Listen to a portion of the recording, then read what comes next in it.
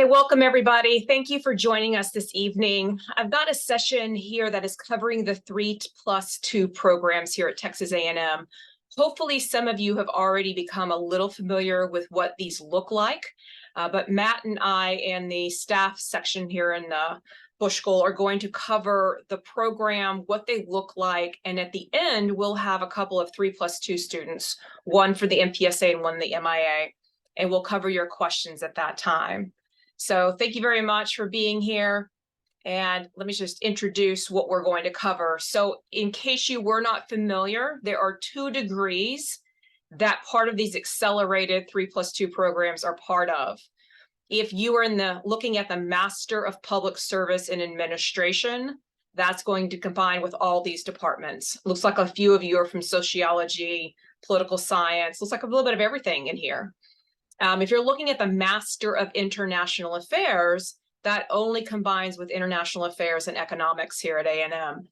If you find yourself looking as, let's say, a poli-sci major, and you really listen today and go, I think I want to do the Master of International Affairs, know that you cannot do it as part of the 3+2, but you can complete that degree first and then come to us like the majority of students are enrolled. You would just go a different way of applying and have your degree in hand when you come. So tonight's presenters, my name is Catherine Meyer. I'm the Director of Admissions and Recruitment here at the Bush School. And then I'll have Matt Upton join us shortly. And he is the Assistant Dean and he heads the Career and Student Services. So he's going to give you an idea about what kind of pathways our students head into for career services so that you can see, does this make sense for me? Are these the kind of jobs I want to have? So that you don't plan from this early and then get to the point where you're a junior or senior and go, well, never mind, this wasn't what I wanted it to be. And then, as I mentioned, we have a student, both Lisa and Benjamin will join us later in the sessions and talk about their experiences. So the agenda today, we're going to give a quick overview of what the Bush School looks like, and then I'm going to pass that right on to Matt for career and employment. He'll also cover the student support services and some of the resources we have. Then I'm going to jump in and talk about the curriculum and what those look like. So I have several slides that show our tracks and concentrations and some sample classes. And then we'll talk about undergrad advising reminders. And I'll remind you of some sheets you'll need to be able to find on the website about the admissions and what we're looking for in students, that process and that timeline of when you want to be applying. And then again, the student insight at the very end. So quickly, there's 2 slides here I'm going to start with what is the Bush School of Government and Public Service. So we are both an undergrad and a grad program now here at Texas A&M. We opened in '97. We now have our 2 flagship programs are the Public Service and Administration and the International Affairs. There are a few others, much smaller in enrollment, but we have about 2,800 master's alumni through those programs now. In the master's degrees, while there are 5 that are offered here in College Station, only 2 are relevant for what we're going to talk about today. There are also 2 in DC and then 1 executive online. And then there are 6 graduate certificates. I don't know if the 3+2 students, if you'll have time to look at them, but I'll just show you what they are and you can look online. And then we'll go for the kinds of preparing for the careers in. If this looks sort of what you're looking for, you're in the right place, and Matt's going to cover that. I see there's a question. Is there anything in particular that you're looking for when reviewing applications? I will be covering that in a few minutes. So who are we looking for? Just as a general, we're looking for motivated students. They're smart, they're hardworking. A lot of times they're leaders in different organizations. Many times service is built into our name, and it's one of the Aggie habits and traditions, right? It's a calling for service. People who really want to go in and help others in whatever public means that is. And sometimes they're mature and passionate professionals. Maybe they're people who've already gone out and worked for a while and then changed their mind and went, I'm going to go a different pathway, something that means more to me, and they'll switch. And at the Bush School, you're going to work both individually and as a team. You're going to develop your knowledge, skills, and abilities. I hear Matt mention that all the time for career services. You're going to prepare for a professional life, and sometimes that will switch or you'll roll over in different jobs a number of times. And you're going to build those lifelong personal and professional connections. So with that, I'm going to pass this on to Matt, and he's going to talk for a few minutes, and then I'll come back. Great. Thanks, Catherine. Howdy, everybody. It's kind of weird not having that howdy reverberate back to you. When we say it in Aggieland, we become used to it.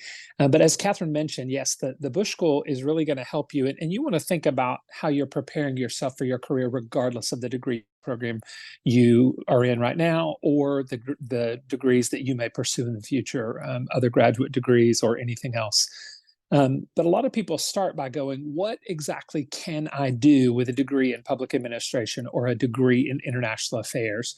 And the reality is that you can do almost anything you can imagine or want to do. So if you think about the public sector, we're talking about federal government agencies, state and local organizations, nonprofit organizations. We're looking at international non-governmental organizations or nonprofit organizations.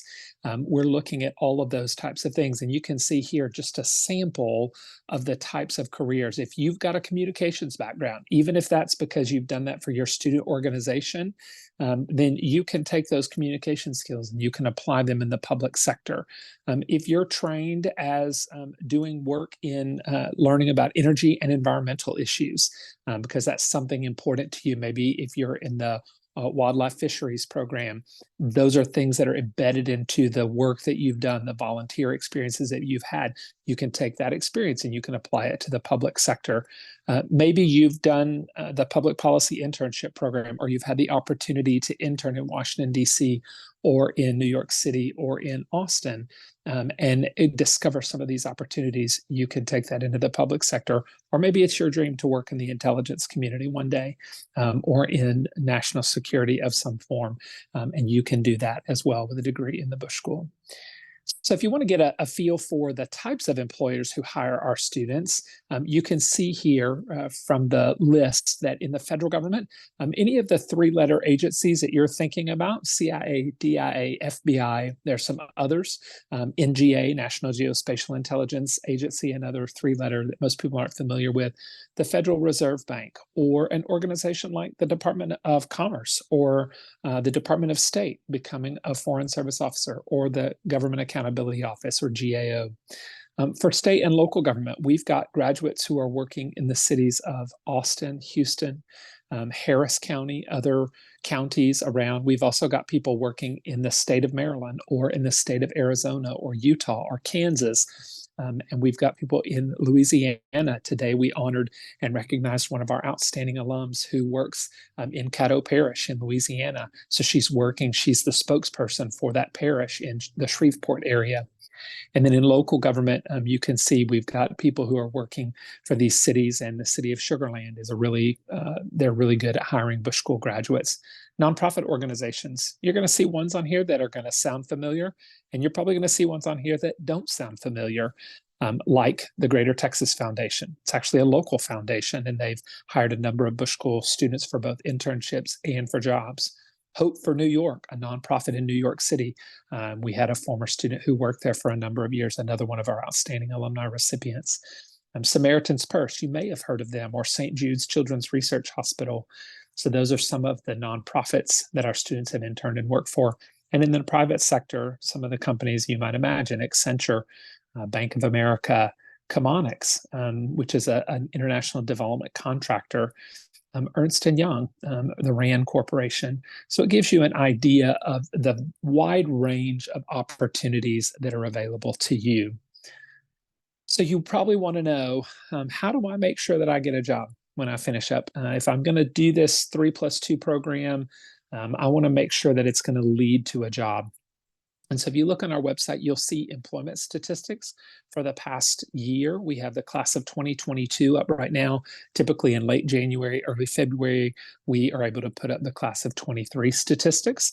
That's because across all graduate programs in public and international affairs, we post our employment statistics for 6 months post-graduation. The public sector tends to do a little more of what we call just-in-time hiring. So they're hiring because maybe they got a grant or they got some additional funding. And once they get that funding, then they can hire someone for it. They can't necessarily hire 6 months in advance. So that's why we give ourselves a little bit of time. But in the public administration program, you'll see that the top employer sectors are state and local government, nonprofit organizations, and the federal government. That government contractor number should be added to the federal contractor number because it's most of the time, 99% of the time, those are going to be federal government contractors. And you can begin to see in the international affairs program, you see a little bit of a different number. That federal government and government contractor number is a little bit higher. So you typically see 40 to 45% of our international affairs graduates are going to work for the federal government. Now, one of the things that is transpired since COVID is that not all of those positions are in Washington, D.C. They haven't always been just in D.C. We've got a number of former students who work for the federal government in Houston, in Dallas, in Austin, and in other locations, Denver, other places like that. But we are seeing that the federal government is more and more open to remote work, and that is directly due to the way that things had to work during COVID. So it gives you an idea of the percentage. We also work with you in groups. We have some required career workshops that we ask our students to go through in their first year. If you do that, then you get to apply for additional internship funding if your internship is paid or unpaid, or is unpaid, sorry. And Catherine will talk to you about regular funding for scholarships, but this is in addition to the funding that Catherine talks to you about. We also will meet with you individually, and we love meeting with you individually. When we meet with you as one-on-one, we're able to talk to you about your specific career interests, and then we're able to put you in touch with a second-year student who did the kind of internship that you're interested in, so you can find out what their experience was like and whether it's something you want to do, or if there's a different route you want to go.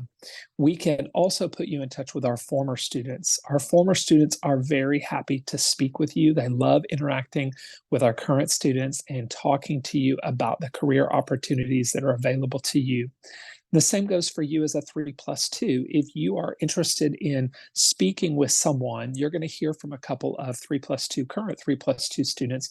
But if you want to talk to someone who went through the program and is now working and you want to talk to one of them, let us know. Reach out to me. My information is on the contact sheet that Catherine gives you. And it's on the website, Matt Upton, or Matthew Upton is how it's listed. And you can reach out to me. If you do, let me know that you were part of this 3+2 information session so that I don't give you everything that I've already told you now.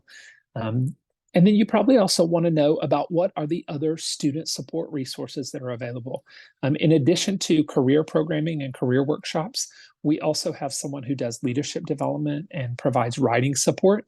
They're not going to teach you everything. The writing program is not going to write your papers for you or edit them for you, but they are going to help you become a better writer. All of our research institutes and centers and programs offer different types of resources to you. Some offer internship opportunities that they help you secure and funding that goes with that. Some of them offer conferences or speaker series. You'll have access to that. You all hopefully know about the Texas A&M digital and library collections already. And then there are opportunities to do international study abroads, reciprocal exchange programs. And then in your second year, when you do your capstone program or your capstone project, a number of those will give you the opportunity to travel, maybe internationally, or maybe even to Washington, D.C., or New York, or to Austin, or wherever your client is located. The International Affairs program does have a language requirement. And so in order to pass the degree or finish the degree, you have to pass an oral language exam.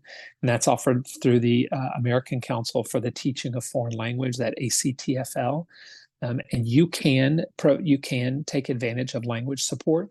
We have language discussion groups. We have online Rosetta Stone resources that are offered to you as a student. And then as an international affairs program student, you can also do a language immersion. Public administration students, you can take advantage of the language groups and of the Rosetta Stone. You just don't have the option of doing a language immersion for your summer internship. And then I've talked to you about the research centers already and the resources that they provide to you. There are also some student organizations to get involved with that are specific to the Bush School. Obviously, you all are students at Texas A&M, so you know about the vast number of organizations to get involved with. But specific to the Bush School, we have a public service organization that does service activities within the community. We have a graduate student government association.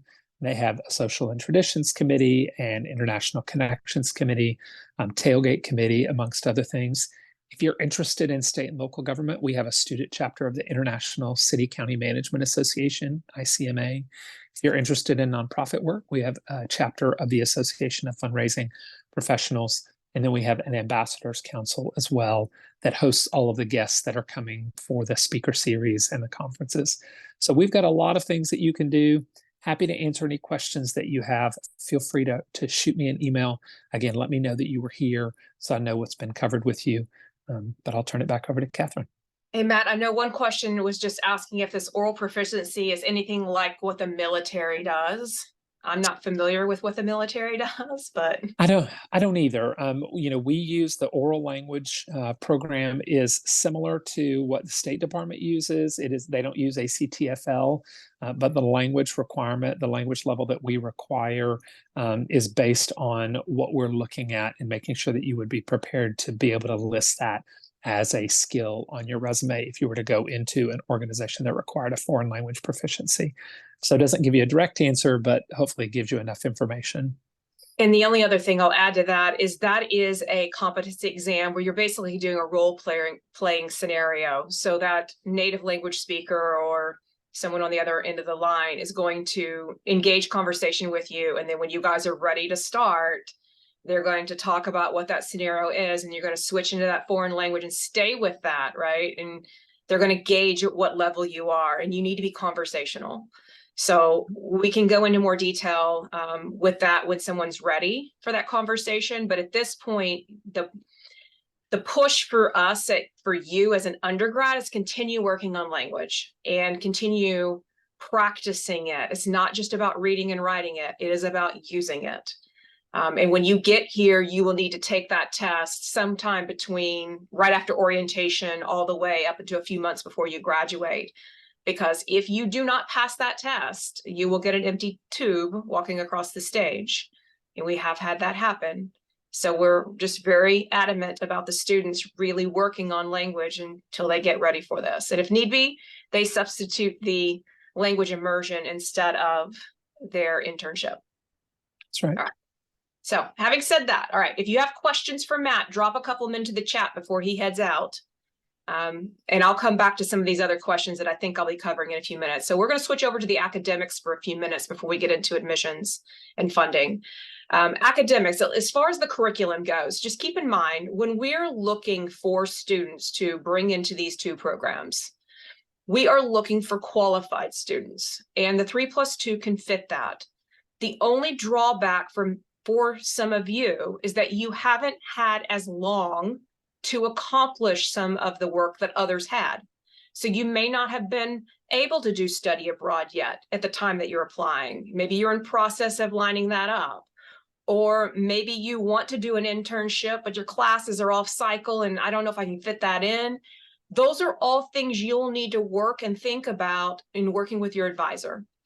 We don't want you to miss out on your undergrad opportunities trying to fit this program and make it work.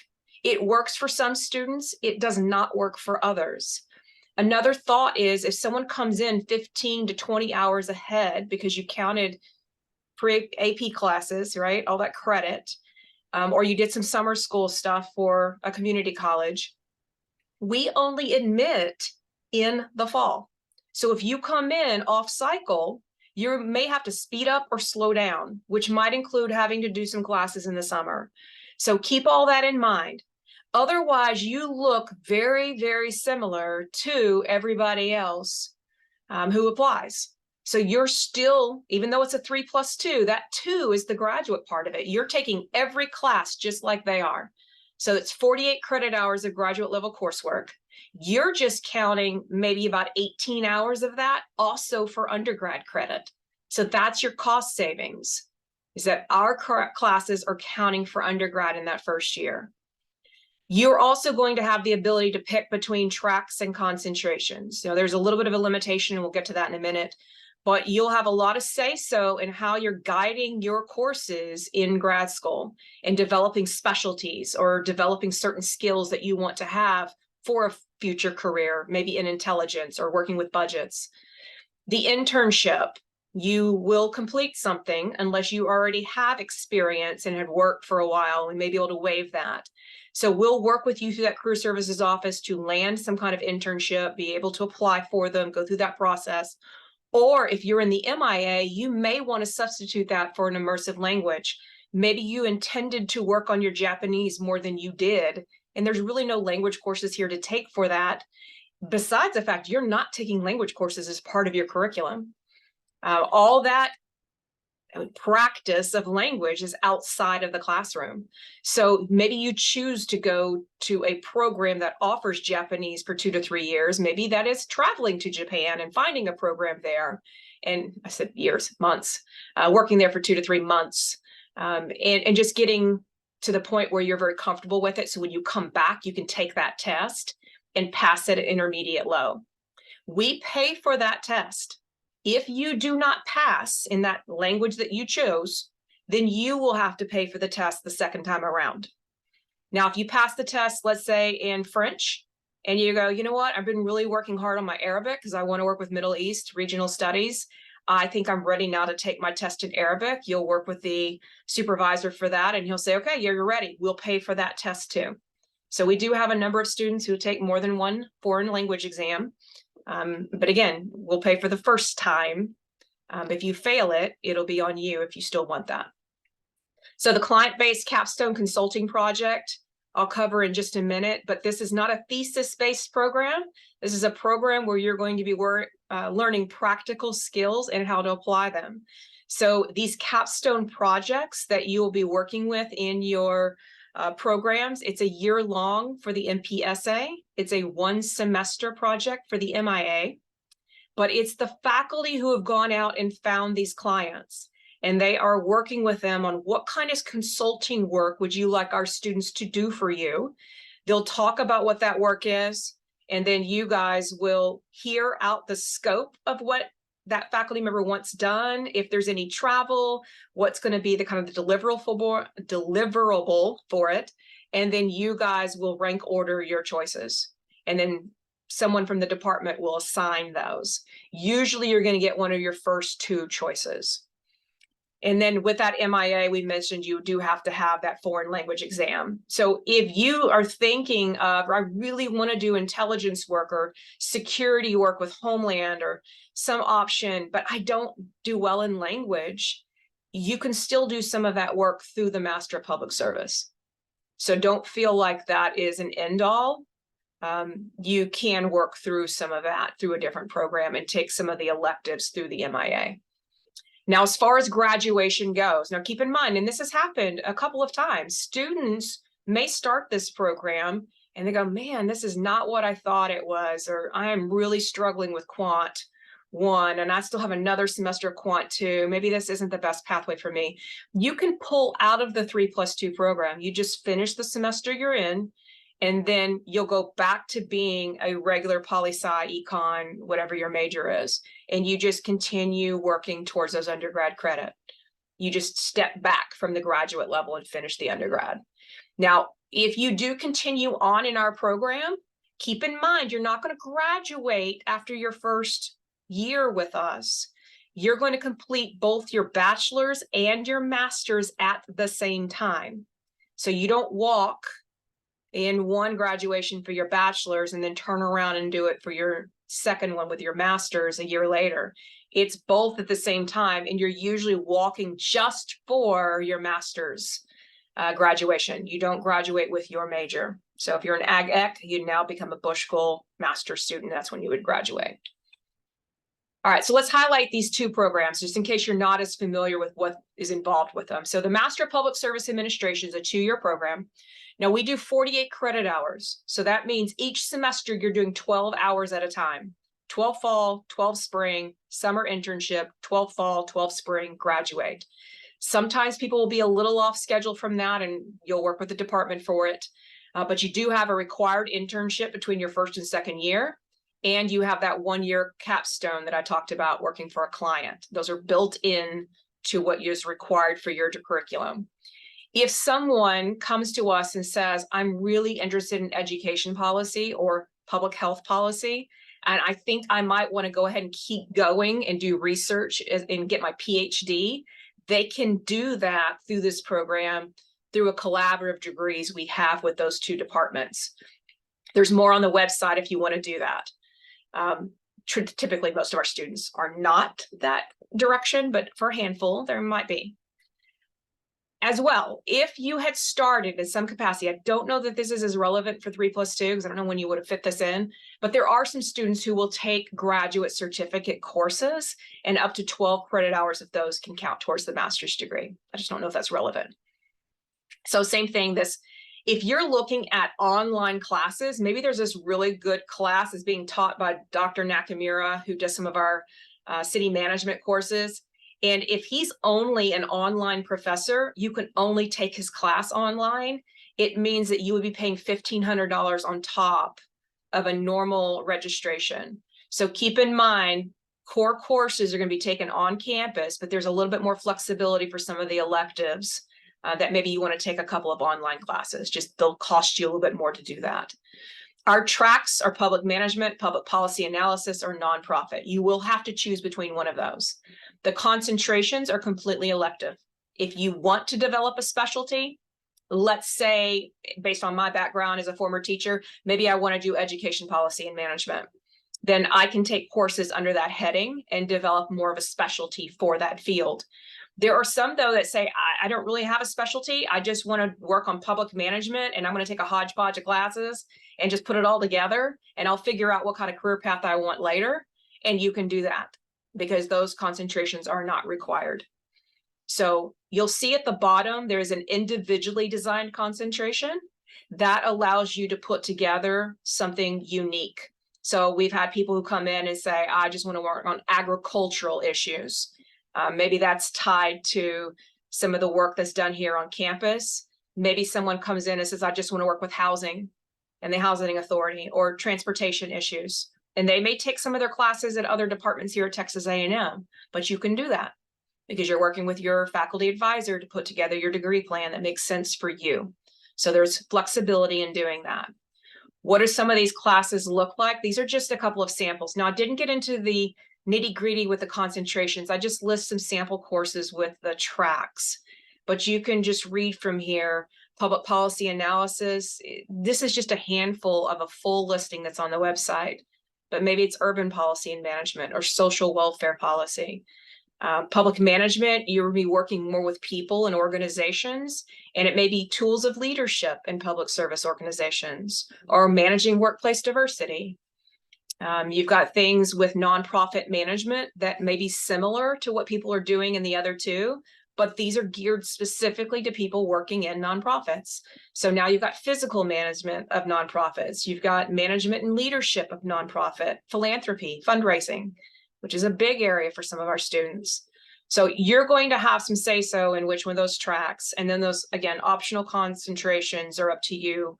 And they're listed on the website, so you can find that. When you turn to the Master of International Affairs, it is also a 2-year degree, 48 credit hours. You just have a few more electives to play with. So there's 11 electives, but you also have on top of that, that additional requirement for the foreign language test. You are also required to do that internship or immersive language, one of the two. And that capstone is just a semester long working for a client. So you'll get some say-so on which one you want to do. New within the last few years is we now have 3-year combined degrees where someone who's in the MIA might also want to do a joint degree with public health or with economics. And if you're interested in that, there's information on the website that tells you what those curriculum would look like. Again, I don't know if this transferring of 12 hours is relevant, so I'm going to skip that part now. And then you guys have a choice in tracks and concentrations. If you're in the International Studies Department, International Affairs Department now, you can choose either one. If you come to the MIA from Econ, you will have to choose the International Development and Economic Policy track. It's just a requirement of that degree, and it's listed everywhere on that stuff. When it comes time for concentrations, you have to complete 2 of these. And it's 3 classes out of, 10 to 15 or 20 that are listed in order to fulfill that concentration. Now, some of these concentrations, you can't tell it here, but you can on the website. Some of these are tied to the tracks. So if you have to come in under international development and economic policy, out of all these listed, 5 of them are either cross-listed or they're unique to IDEP, International Development and Economic Policy. So you will have to choose at least one of those concentrations that's tied to IDEP. Your second concentration can be any of them. So you're not locked out of taking national security courses as an IDEP student. You just have to take at least one IDEP concentration. So things like international law and organizations is going to be in national security in one. Foreign economic policy is going to be in international development. So again, if you've got questions on those kinds of things, we'll go over that, and it's on the website. So here are some MIA sample courses. So within a concentration, you have a lot listed. I just pulled some: American diplomacy, intelligence, grand strategy, international law and organizations, conflict and development. Those just show you, like conflict and development, they've got contemporary civil wars or human trafficking, great famines, post-conflict recovery and development. Very interesting, fascinating courses with wonderful faculty, many who've actually done work with UNICEF or with organizations and then come here. So the premier education part of this is just reminding you, you're tailoring your courses to your interests. So although the work may be hard and you're reading a lot and you're writing a lot, writing maybe not even as much as you would do for undergrad because there are a lot of short writing, but you're building upon what interests you. So you're more inclined to really delve into that work and be fascinated by it and be passionate about it. And so your 2 years in grad school go like that. And you're going to be bouncing ideas off of classmates who are equally excited about topics. So it really makes that final year, your senior year, as you're transitioning to grad school, something that really resonates with you. So building your core courses with your track to develop those specialty areas if you want them. You're going to be able to take courses in other departments. And then remember, we have not only academics here, but we have those seasoned practitioners, people who've done the work.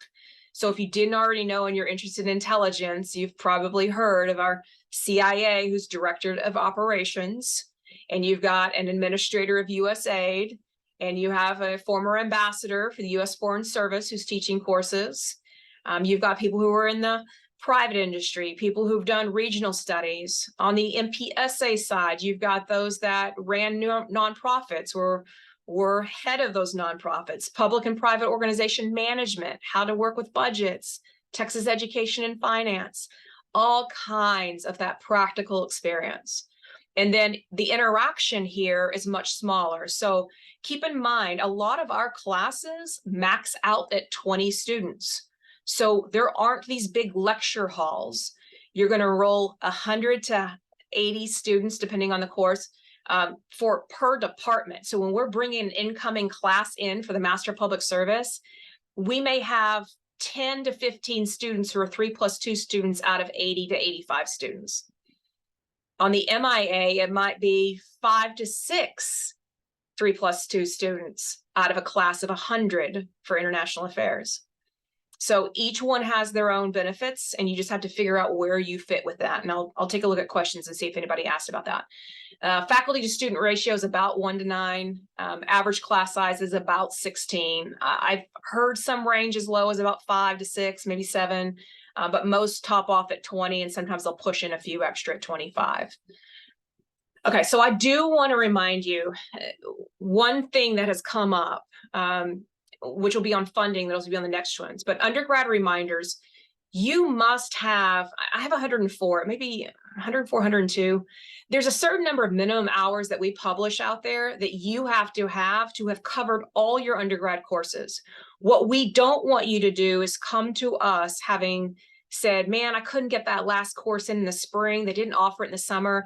Hey, I need to take 1 more class or 2 more classes to fulfill my undergrad needs. Because we're going to go, ooh, we don't really want you to have to do that. I wish you'd try to fit that in earlier, because a full load for us is 12 credit hours. That's 4 courses.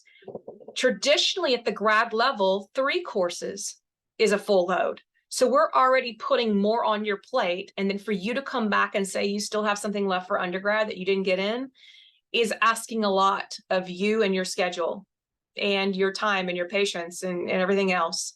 So take care of those courses, work with your undergrad advisor to make sure that they're done, and make sure that you've saved some classes so that when you're taking our graduate level classes, they're counting for something you didn't do already, because you want to max out that 18 hours to cost efficiency, right? You don't want to pay for a class you didn't have to or use your time for it.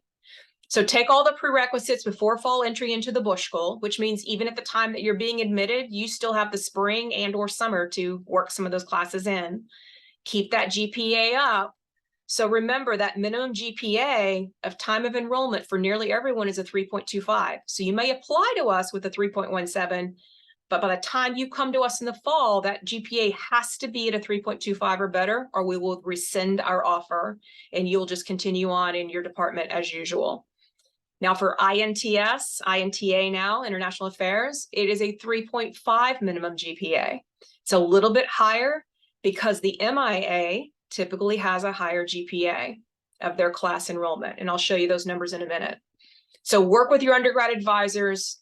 Don't bug them to death, but definitely be consistent in getting them to look over your materials and make sure you're following it. And you should be responsible enough to follow it. You coming into the Bush School in your senior year, you are still an undergrad 4th year, U4. So you are a senior. You're going to pay undergrad prices. You are going to still be able to use any scholarship that you had. That was a 4-year kind of scholarship. And I'll talk about funding on how ours kicks in after that. And then you change to a G7, which is a master's level student, upon completing your 1st year studies. So once you reach around those 120 credit hours, they're going to manually switch you in the system. And now you become a G7 student, and the funding works a little bit differently. So that's usually the fall of your 2nd year. All right, this financial aid may not make sense. I'm not an expert on financial aid. I usually send you to the financial aid office. But students typically take 12 hours in the fall, 12 hours in the spring. But federal financial aid has limitations, right? There's certain stipulations that you have to meet. So if only 18 hours are double counting towards your undergrad, that means in the fall, you're great because 12 of that. In the spring, only 6 of your hours are going to double count towards the undergrad. And then the other 6 are now grad. So it doesn't read it correctly. So at that point, they're going to say, well, you now no longer qualify for some of your federal aid, like Pell Grants or federal loans. So you need to be able to work with Texas A&M Financial Aid to see how to make this work and give them a heads up. Not everybody takes out the loans. Not everybody has federal grants. And so a lot of this doesn't affect our 3+2 students, but it does a handful. So if you know you have Pell Grants or federal loans, just know that this is something you're going to be able to ask federal financial aid, the financial aid office here at A&M, to make sure that you're okay. If you're getting state aid or institutional financial aid, you're fine because they're not considering those kinds of hours. You're considered full-time based on your enrollment, 9 to 12 hours. So you'll be fine with it. This will become a little clearer the closer you get to us, and we'll keep reminding you of this. You're going to apply a year out. So remember, if you're a junior, that's when you should be applying. I don't know if that's going to be at 60 hours, 65 hours, right on the cusp of the 80 hours, but you should be somewhere that makes sense because you should have taken a bunch of your undergrad classes so that you're on pace, and you should have set aside some classes. So typically 70 something hours is kind of that magic number is when you should be applying. And we only accept for the fall. So you got to watch your timing on this. And if it doesn't work, just continue on and graduate and come to us after. What do we want for requirement pieces? We're going to need an internal application, which is all on this. It says degrees joint. I think that was degrees joint as in the 5-year. That's what it used to be called. There's an internal application built. Do not fill out GradCasts. You're different. You will submit us a resume. Most of y'all's are about a page. Sometimes you can get up to 2 pages, no more than that. You will be giving us a personal statement, who you are, where you're coming from, what you're interested in. That's your backstory. We'll want to know. If you're in the MIA, you need to do an international experience essay. Now, transcripts need to come from all 4-year colleges that you attend. So even if you attended Texas Tech and then transferred here, just make sure that those are uploaded and sent, because A&M does have to have those, as long as they had them at some point. Unofficial is fine. We're going to be able to see all your Texas A&M stuff, so you don't have to submit those. And that's all on the website. It'll describe all this. Recommendations, you do have to have 3. So you need to be pinpointing who, based on faculty, maybe someone who you are in a student organization and knows you well. Maybe it's an internship. Maybe it's a lifelong friend, but somebody your family has known a long time and they know you well. That 3rd one can be that. But typically faculty want usually about 2 of those, how you did in their class. So develop those relationships, make sure they know who you are, provide them a resume, give them a little bit of an overview of who you are. And then GRE scores are optional. So if your GPA is floating on that bottom end, that's when you might consider taking it. Or if you know you're an extremely good test taker, you might want to take it. It's not that it may make a difference for admission, but it may make a difference for some funding, because some of our funding is very hard to get, and it helps to have an additional credential. Because if everyone's figuring out kind of in that 3.6, well, 3.7 to 3.8 range and above, how do you pick the people who are getting the 15,000 or the full rides versus others? And sometimes they're going to have to go by additional credentialing. So GREs are completely optional. If you're a lousy test taker, don't take it. It comes down to that. It is purely optional. Proof of English proficiency is those who are international students. So December 15th is our priority funding deadline. We ask that you hit that date because it gives us time over the holiday to process and get them to faculty to review. Because in January, that deadline is going to hit before classes start. They want to have reviewed those applications, and then we're starting to set up interviews. So we review those applications, we start setting up, we invite you to campus to come over here and interview with us face-to-face, do sessions with the alumni, do sessions with the current students. You can see MPSA is going to be that middle of February, 16th and 17th. MIA will be held the following weekend, February 23rd, 24th. That's a Friday, Saturday. Got all kinds of panels, resource tables, different interactions. And then we make those decisions in March. Usually by about March 10th through 15th is when those decisions go out, and you'll know if you've been admitted and how much funding you received. And I'll talk about that in a second. You have until April 15th to tell us if you are going to accept that offer. 3+2 students usually come in a little bit faster because you're not waiting on other offers from other schools. And if you know this is what you want to do, go ahead and submit that in earlier, because registration will be starting close to that. And you don't want to be locked out of classes because you held on to your decision. Now, financial aid, couple slides with this. Competitive enrollment, we talked earlier about that MIA had to have a 3.5 or better. It's because their GPA is typically a little bit higher than the MPSA. It's not always that way. And so they required that minimum a little bit higher for INTA. So MPSA average GPA for our class last year was 3.47, and the IA was a little higher at 3.66. Now, last year, the MPSA was also in the 3.6 mark. So you just never know from year to year. But merit, with that experience, that fit, what you've been able to do in undergrad, your grades, the school you went to, all those affect scholarship level. Now, for you, that's only going to be really for year 2, because there is a little bit of a difference. We do provide funding to everyone that we admit in the Master of Public Service and Master of International Affairs. Everyone's going to receive something. But as a 3+2 student, you are still an undergrad 4. So all we do is go, you guys are covered at $1,000 in your first year. It's $500 fall, $500 spring. If you had anything already viable that you could use for undergrad, you're still going to be able to use it.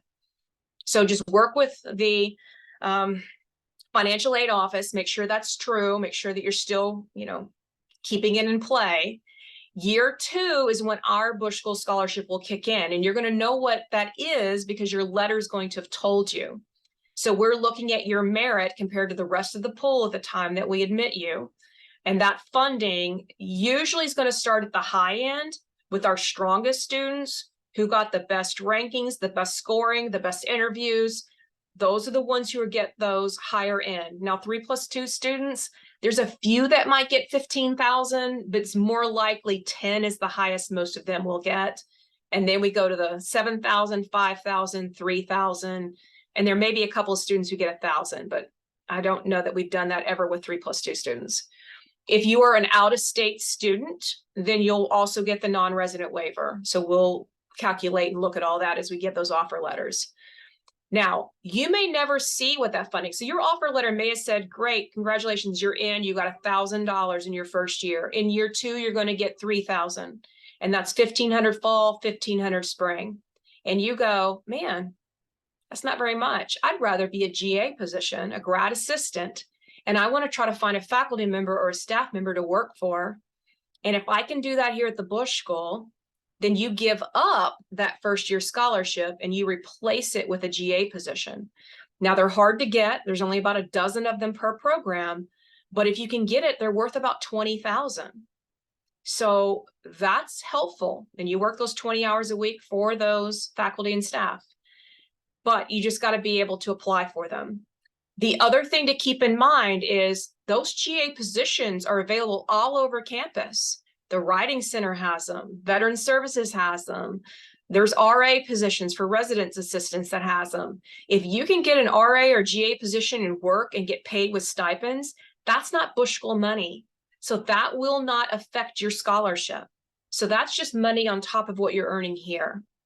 Yeah, and now you're having to do a scholarship that you're not working for, and now you got a part-time job, you are working. So there's a lot of our students who are doing either GAs or student worker positions elsewhere on campus. And that is quite viable. Many of them do it. Many of them have to do it to pay their bills. We cost about $13,500 in your second year.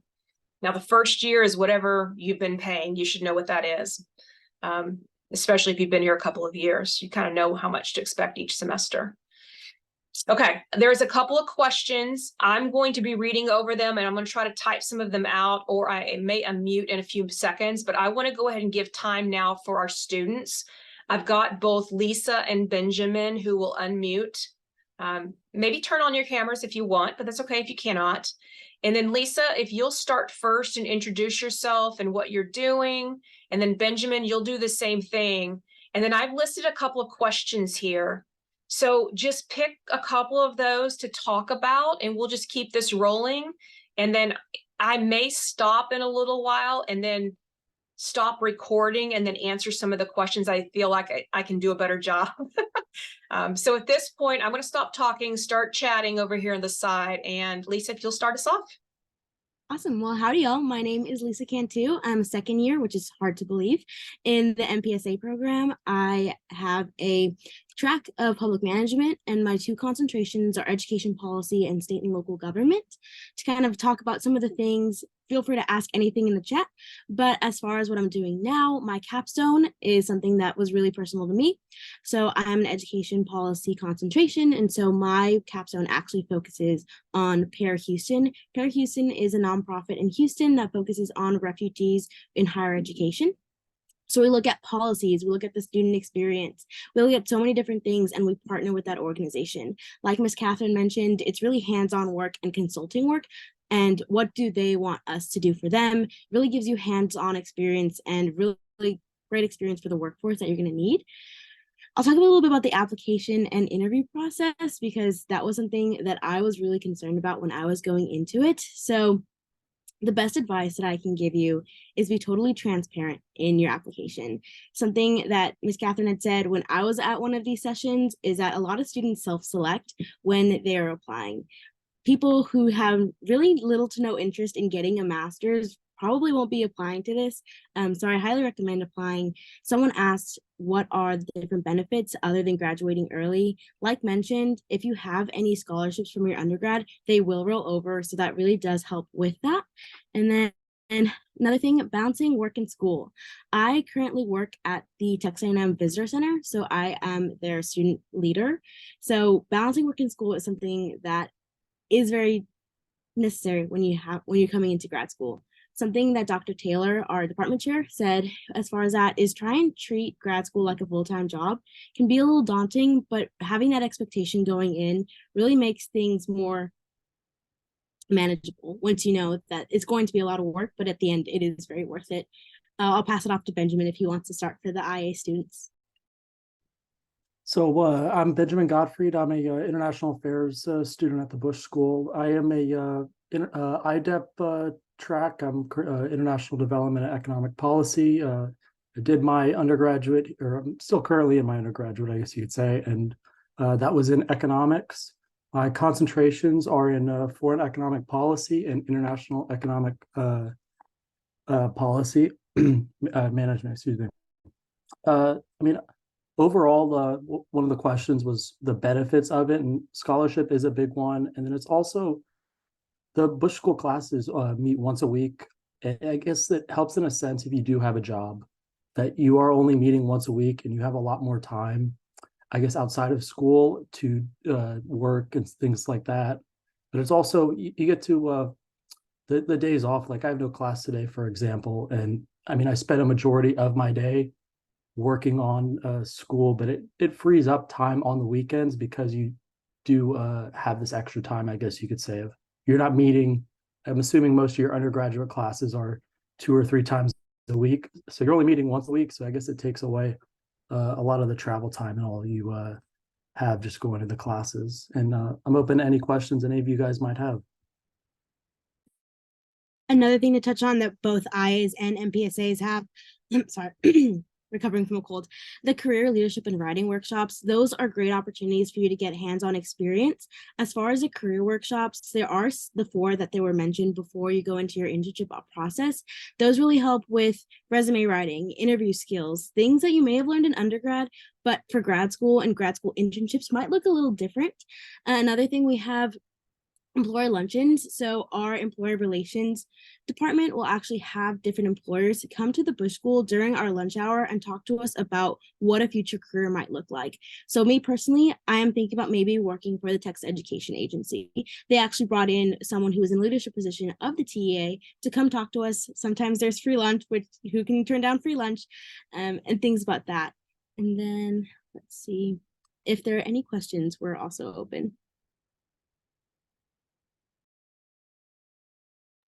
I tell you what, let me cover a couple of questions because it's taking me a little bit to do this. There was a really good question that I just now posted here that says, what are the advantages of a 3+2? And let me just say a couple of things. One is you're saving some time, right? Because you are getting into the program a little early. Another one is possibly saving some of the money because you're not taking those additional 6 courses that our classes are now counting for credit.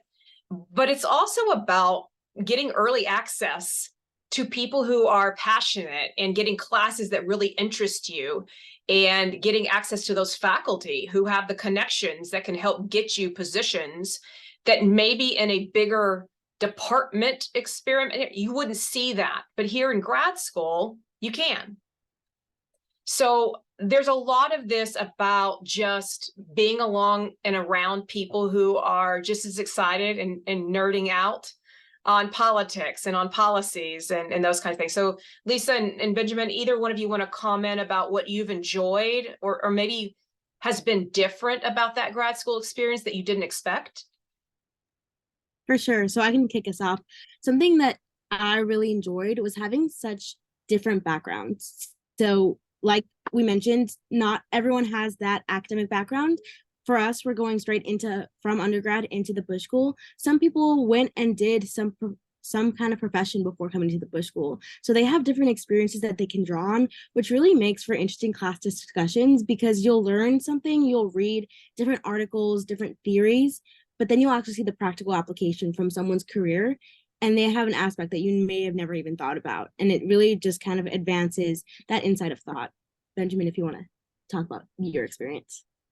No, that's a great point. In my international politics and theory class, we have a few students who were previously in the military, and especially when we discuss some of the readings over anarchy and things like that, they offer a sense of I guess, you could say the battlefield experience, or what it is like in the real world versus like the academic sense. And then also, I mean, it's a lot smaller classes, as mentioned before. I think my largest class is, I want to say it's 18 students. So you are a lot more personal with your professors. And there are some professors who have spent their whole life in academia, but there's also some who have come from, I guess, the other side of, say, like the World Bank or United Nations. And that helps out a lot. Like Dr. Robertson, for example, he's head of the Moschbacher Institute of Economics. He helps out a lot with the students of just giving, I guess, insight of how to get these jobs, but also introducing them to some of his colleagues who can help you find a position one day. Good point, right? Lots of faculty involvement in this, and trying to make sure our students are landing in good positions, because anything they're doing is going to give you validity in getting those jobs, which makes the Bush School look better. Higher rankings, higher accolades from other people, deans and faculty. I'm going to continue to read a couple of more of these questions down here, and if it's something that I need you, Lisa and Benjamin, we'll jump in. One of the questions had asked about the Bush School had just started offering a bachelor's in international affairs. So can we do the 3+2 program from that at this time? Not at this time, because that program just started. So it's going to take a couple of years to complete out the INTS. So I know very well that Dallas knows this as well as anybody. She would be the one to go with and talk to about what are your requirements for there. Now, Ashley in our office, who works with admissions with me, has put together some sheets that you now, if you apply to our program, you have to get your your advisor to sign off on that sheet. And it's showing that you've taken all these classes, that you've set aside these, so that there's less of a chance that someone's going to go, oh, I didn't know I needed that class and now I need to take it later. Because we were having a lot of issues with that the last 2 years. So those sheets are now found under the admissions section, under the 3+2 part, and you will work with your advisor to fill that out. So yes, that will be an option later for INTA. But for now, because INTS is where our seniors are, our juniors are, that's who we're working with for those programs. Now, there's another question. If someone was interested in human resources or health administration, would I recommend that for the MPSA program? Yes, because there are some classes that are featured in those areas, and it's a matter of doing that under the track. And if there is some more specifics, maybe you want to combine some more human resources through Mays Business School, you could combine that and make your own individual concentration and just give it a unique name and be able to follow that. So it is not its own unique concentration. It's more found under the public management, but you could create one. And then another one asks, students are required to study abroad as a prerequisite. Nothing for the Bush School requires that, but your department, like INTS, does. So INTS, we have to have you do that study abroad before you get to us. So some students will complete that spring or summer before entry for us. Another question, again, me, what is the GRE? So that is the test that, just like ACT or SAT at undergrad, graduate record exam is the name of that test, but it's more expensive. It's now a $210 test, and it is going to test you over verbal, quantitative, and writing. So it used to be standard, all schools required it, and a little before COVID, and so much more after COVID, more and more schools were having trouble of requiring that of people because they couldn't get access. So it is now optional for a lot of schools. All right, here's another one. How competitive is the application process for the MIA? All right, so when I gave you those numbers earlier and said, out of a class of, let's say, 100 for the MIA, there may only be 5 or 6 people admitted. That could be out of 15 or 20 people. I don't know that I've ever seen more than about 20 applications, but it really depends on how does the rest of the pool look. Most faculty, particularly on the IA side, are going to give more preferential treatment to those that have their degrees or who have worked for a few years. And they're only going to take the top 5 or 6 at that point. So during COVID, the year after COVID, when we had so many applications, we admitted 2 MIA students. The next year we admitted 6 or 7. So I won't think it'll ever go above that for MIA anymore.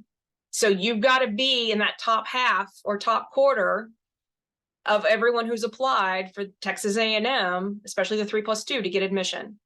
MPSA has a little bit more flexibility, a little more ability to take. They're a little more willing to take the younger students. And so they typically take somewhere between 7 to 15.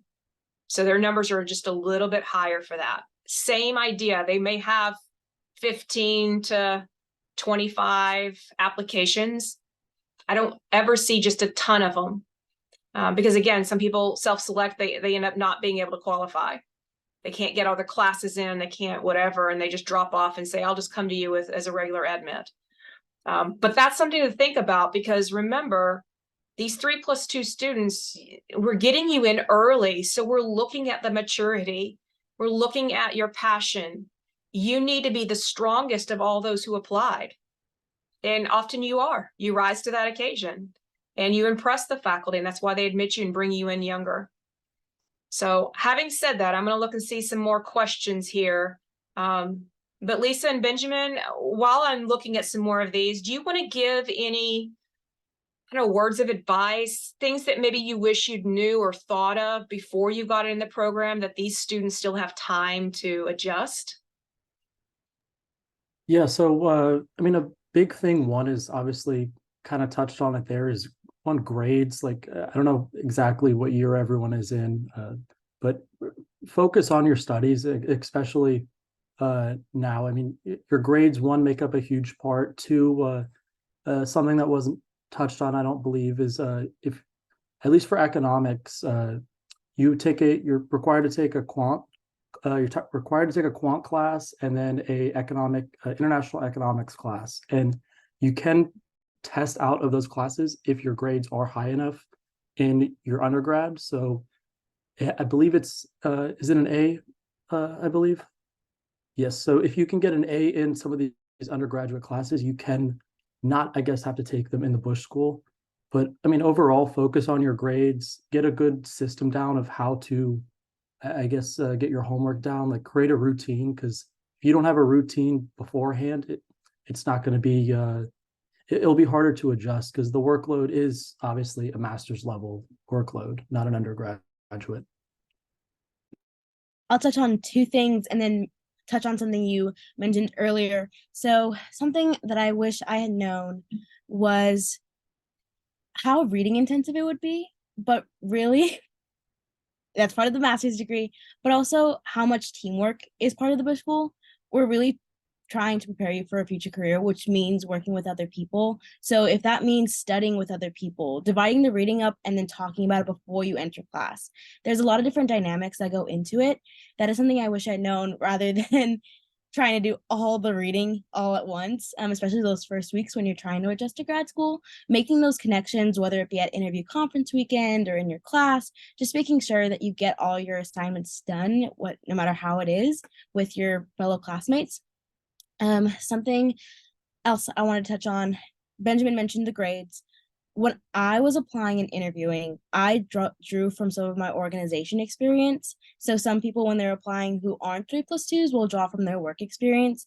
But if you have work experience or organization experience, try to draw on that when you're talking with your interviewer. So if you learned any skills with an on-campus job or through an organization, those can really help.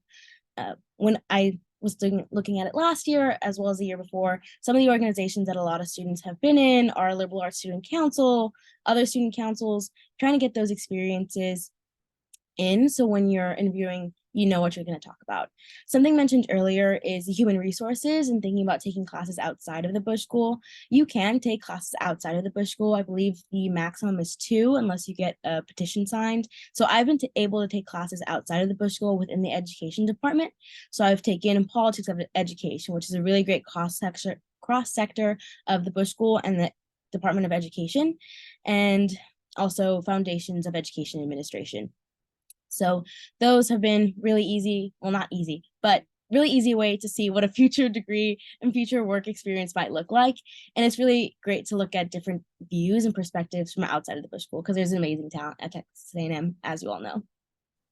Absolutely. And being able to have that freedom of taking courses elsewhere on campus, because again, you guys are going to be learning from your classmates, and you might hear someone who did something in second year, and you're going, oh my gosh, next year I think I want to look into that class and be able to get the permission for it. And you just go into those departments and get the signatures and get approval from your department head. So, or your faculty advisor.